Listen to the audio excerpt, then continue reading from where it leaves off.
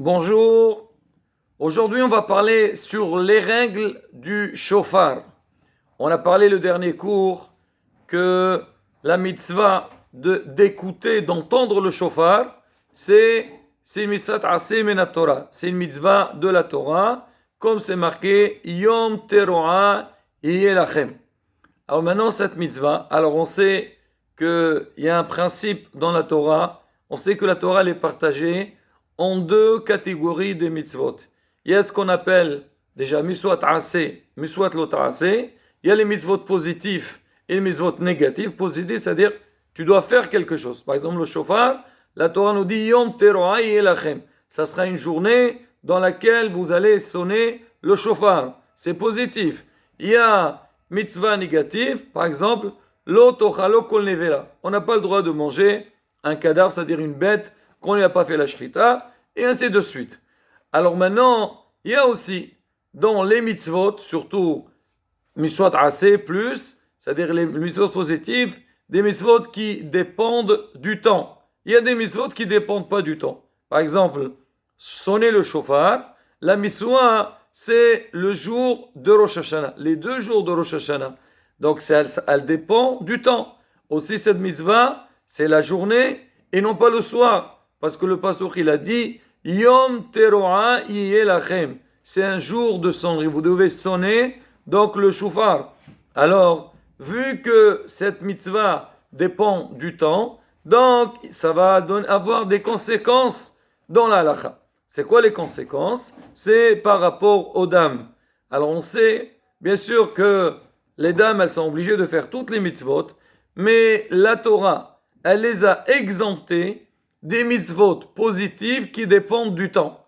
C'est-à-dire si on nous donne un ordre de faire une mitzvah, mais cette mitzvah-là doit se faire à un moment donné, on nous a limité dans le temps, alors dans ce cas-là, les femmes, normalement, elles sont exemptées. Dans beaucoup de cas, on voit que la femme, même que c'est une mitzvah positive qui dépend du temps, elle est obligée de la faire, c'est quand la Torah l'a précisé. Ou Hachamim, nos sages, ils ont fait une étude à travers les mots qui étaient dits dans la Torah pour comprendre que la femme aussi, elle est dispensée. On a expliqué dans un cours, c'est quoi la raison? Pourquoi la Torah a dispensé les femmes pour les mitzvot qui dépendent du temps? Parce qu'on dit que la femme, alors, elle ne peut pas être disponible à tout moment de faire tout ce qu'on lui demande. Et surtout, que la femme, en règle générale, elle prend plus la tâche donc de l'éducation des enfants. Ça ne veut pas dire que, hasvi shalom, que l'homme, il est dispensé ou il se dit, moi, j'ai pas cette obligation de m'occuper des enfants, pas du tout. Mais on va dire, comme on le voit, la femme, elle est plus proche avec les enfants. Et surtout, en règle générale, la femme, elle a plus la tâche de la maison. Et c'est à travers la maison qu'il y a ce lien de hinour. Alors, la Torah, comme on l'a vu, que la femme n'a pas cette possibilité, donc, de faire certains mitzvot, alors elle les a exemptés. Maintenant, c'est le même cas pour le shofar. Alors, le shofar, donc, comme on a dit, on doit le faire le jour de Rosh Hashanah. On ne peut pas se dire, quelqu'un il dit, bon, moi le jour de Rosh Hashanah, j'habite loin et je ne pourrai pas venir à la synagogue, j'ai pas quelqu'un qui va le sonner à ma place, alors j'écouterai le shofar avant. Rabotai, ça marche pas. C'est pas, d'accord, tu peux écouter, c'est ce qu'on fait tous les jours, les slihot, dans les prières on fait le shofar, mais tout ça, c'est quelque chose de facultatif, c'est pas obligatoire, on n'a pas fait la mitzvah. Mais la vraie mitzvah ne peut se faire que le jour même, le jour de Rosh Hashanah. Maintenant, si jamais, par exemple, ça tombe Shabbat, on est dispensé. Donc, c'est pas de notre faute. Mais quoi qu'il arrive, donc c'est ce moment-là. Alors maintenant, vu que cette mitzvah, elle dépend du temps, les femmes, elles sont dispensées de cette mitzvah. Mais on voit aujourd'hui que la majeure partie des femmes essaye ou s'efforce à écouter le shofar. Il faut savoir une chose, Rabotai, si jamais une femme elle a pris l'habitude d'écouter le shofar tous les ans et maintenant elle voit que c'est difficile, par exemple, elle ne se sent pas bien, ou bien elle habite loin, ou elle est dans un endroit où il n'y a pas quelqu'un qui va lui faire le shofar, ou elle sait que ce n'est pas évident pour elle de pouvoir assurer cette mitzvah, alors elle doit faire ce qu'on appelle hatarat nedarim, c'est-à-dire annuler ce vœu-là qu'elle a pris sur elle d'écouter tous les ans le shofar. Mais si c'est un cas exceptionnel, elle est fatiguée ou elle est malade, là c'est différent. C'est Rabotai. Ce principe-là, on le voit dans beaucoup de cas, que quelqu'un qui a pris sur lui de faire une mitzvah, qui n'était pas obligé de la faire, et si elle a eu un cas de force majeure, on lui dit, bah c'est pas grave, c'est pas toi qui as cherché à ne pas le faire, mais s'il pense que ça va être difficile de faire donc cet engagement-là, dans ce cas-là, il a besoin de faire ce qu'on appelle Atarat Nedarim, aller chez le Rav pour lui annuler ce vœu. Alors maintenant, cette mitzvah, donc on a dit que c'est une mitzvah qui se fait que dans la journée. C'est la raison pour laquelle, alors le jour de Rosh Hashanah, on ne peut pas sonner le shofar avant le lever du soleil. Le temps, c'est depuis Nesahama, lever du soleil, jusqu'au coucher du soleil.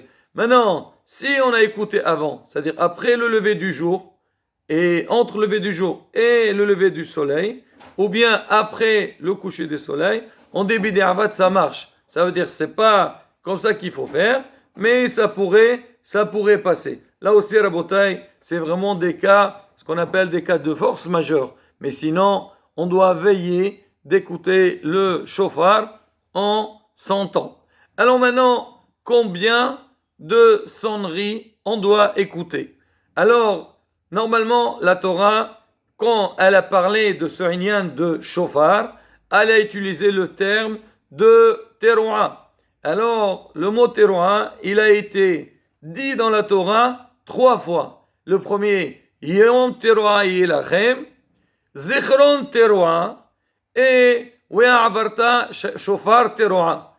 Alors maintenant, vu qu'on a dit 3 fois le terme de teroua, alors de là, on a compris que le jour de Rosh Hashanah, il y a toute une étude dans la Gemara, parce qu'il y a avec le Yovel, mais bon, nous, on ne va pas entrer dans ces détails. Vu que le terme teroua, il a été dit 3 fois, donc nous, on a une obligation d'écouter le shofar, donc écouter 3 teroot le jour de Rosh Hashanah. Mais derrière ça, la Torah, quand elle a dit le mot, donc teroua, une fois elle a dit We'avarta shofar teroua, et c'est marqué dans un autre endroit, c'est ta'aviru. Alors une fois on dit We'avarta et ta'aviru. Alors Hachamim, ils ont appris que vu qu'on a dit We'avarta, tu feras passer, c'est-à-dire quoi? Que avant de faire la teroua, on a besoin de faire une tria. Alors c'est quoi une tria? C'est que on a dit une sonnerie qui est fluide. Tout ça, c'est une tria. Alors maintenant, la teroua elle-même, alors il faut faire une avant et une après. Parce que Ya'avarta v'ta'aviru, donc un c'est sur le passé, il parle du passé, un il parle pour le futur. Alors on dit Ya'avarta, avant de faire la teroua, tu dois faire une tria, et après d'avoir fait la teroua, il faut faire aussi une autre teroua. Et vu que le mot teroua, il a été dit 3 fois, donc chaque fois, il a besoin d'être accompagné d'une tria, d'une sonnerie avant et une sonnerie après. En tout, ça fait combien? En tout, ça fera 9, donc sonneries le jour de Rosh Hashanah. Mais, en dehors de cela, Rabotai, il y a une discussion dans la halakha. Qu'est-ce qu'on appelle teroua? C'est quoi une teroua? Il y a certains disent que teroua, c'est ce que nous on dit tout. Voilà ce qu'on dit en arabe, dzaghareta. D'accord? Les youyou. Il y en a qui disent non. C'est quoi la teroua? C'est ce qu'on appelle les shvarim. Alors maintenant, il y a un doute dans ça. Alors, est-ce que la teroua, c'est les shvarim, les cassures, ou bien c'est la teroua, tout. Alors maintenant, pour être sûr, et surtout que c'est une mitzvah assez minatora, justement, chaque fois qu'on a une mitzvah minatora, on doit faire en sorte d'être acquitté selon tous les avis pour être tranquille et ne pas, hasve shalom, donc, comme on dit, tomber dans l'erreur. Alors, comme ça, on est acquitté. Alors, qu'est-ce qu'on fait? Donc, nous, on a dit qu'il y a la teroua, il faut qu'il y ait une tria avant, il y a une tria après. Alors maintenant, pour s'acquitter, alors on va essayer de voir. Alors ceux qui disent, on fait la Troa, c'est tout. Alors on va faire une Tria avant, tout. Et une autre Tria, on fait ça 3 fois. Alors on doit faire aussi, parce que selon qui disent tout, on va essayer de respecter leur avis. On va faire une Tria avant, tout, après tout. Après on fait une autre Tria, et ça fait en tout. Donc on refait ça 3 fois. Maintenant, Hachamim disent peut-être, en vérité la vraie Troa, c'est le mélange des deux. Alors c'est tout et tout. Alors qu'est-ce qu'on fait? Donc on fait une Tria, Shvarim, Troa, Tria, et on fait ça 3 fois. Alors maintenant, pour être tranquille, alors on fait comme ça. Alors c'est-à-dire l'obligation pour écouter le shofar le jour de Rosh Hashanah. Alors on va essayer en premier lieu de faire ce qu'on appelle Tashrat. C'est-à-dire Tria, Shvarim, Troa, Tria, on fait ça 3 fois. Après, Hachamim disent peut-être les deux ensemble, il y a un des deux qui n'est pas bon. Et ça pourrait être considéré comme un efser, comme une coupure entre la première Tria et la dernière Tria. Alors on va faire après ce qu'on appelle Tashat. Tria, après ta, et notre Tria, on fait ça 3 fois. Et après, on fait Tria, tout, Tria, et on fait ça 3 fois. En tout, ça nous fait combien? Ça nous fait 30 sonneries. Et ça, c'est ce qu'on est obligé d'écouter le jour de Rosh Hashanah. Mais c'est marqué, on doit faire les triantes, ce qu'on appelle Miyoshev et Me'omed. Avant de commencer, donc avant de faire la Hamida, on va faire 30 sonneries qu'on vient de dire.